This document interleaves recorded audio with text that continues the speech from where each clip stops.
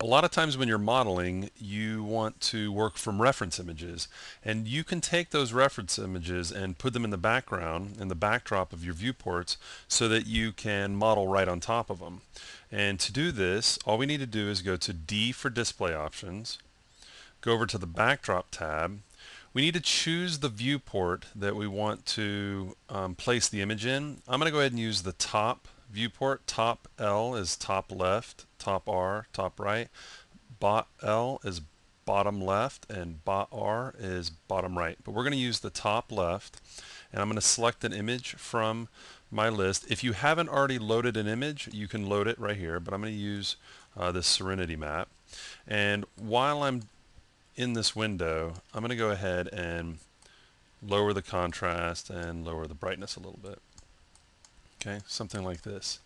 And I'm going to go ahead and close this window, go full screen, zoom in, and if I wanted to start working, I could just grab, say, something like the pen tool and start tracing right on top.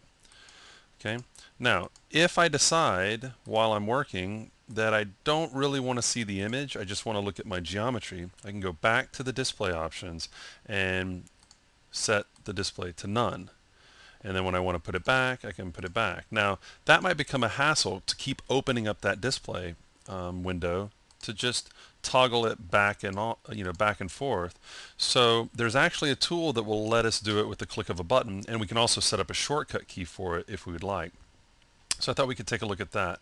So what I'll do is, let's just go ahead and forget about this tracing for right now, and let's focus on setting up to be ready to work. Okay, now the toggle backdrop image on and off is not part of the interface, so we'll need to add it to the interface. And you'll need to decide where you think it should go. I'm going to just place it right underneath the image editor. I think that's a good place for it. So to add a tool to the interface, we just need to go to Alt F10, which is the same as coming over to Edit Menu Layout, but it's Alt F10. And we need to decide where we want to put it. And here's where we are going to be putting it, in this list right here where our menus are. And I'm just going to kind of collapse these so we can see that we have the middle mouse button, right mouse button, left mouse button. The main menu, that would be our tabs right here and our tools right here. We've got the top menu. This is the menu right here that never changes. And then we've got the bottom edge menu, which is down here, which of course that doesn't change. But I'm going to go to the top menu, and here's Image Editor. We wanted to put it, I wanted to put the tool right here. So we just need to come over to the commands and find it. Well, it's over in the display command, and toggle backdrop on and off. So I could just add it, or I could left click and drag and just place it right here, and it adds it to the interface. Okay, so if you ever download a free little plugin or purchase a tool, or want to add some of the features that are in Lightwave that haven't been added, and you'll know that because it'll be dark. The ghosted ones are already part of the interface, and the darker ones you can add to a place on the interface. So we've just added toggle backdrop on and off, and I'm going to go ahead and click done.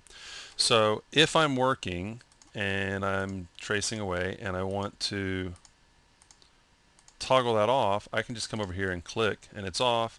I can start adjusting some points and toggle it right back on. And I don't have to open up a window. Now, if you'd like, you could set up a shortcut key for this, and let's take a look at doing that.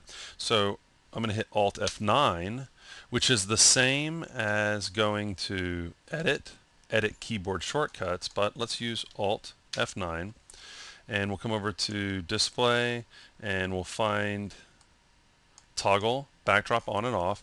And now all we need to do is find a shortcut key that's available. And we'll know that because there won't be anything sitting next to it. So we'll come down and we could say that U or X, something that makes sense to you to remember what it's going to be. Now, because it's a display option, I think Alt D probably wouldn't be a bad one for that. So I select the command, I select the shortcut key and I assign, and it places it right there.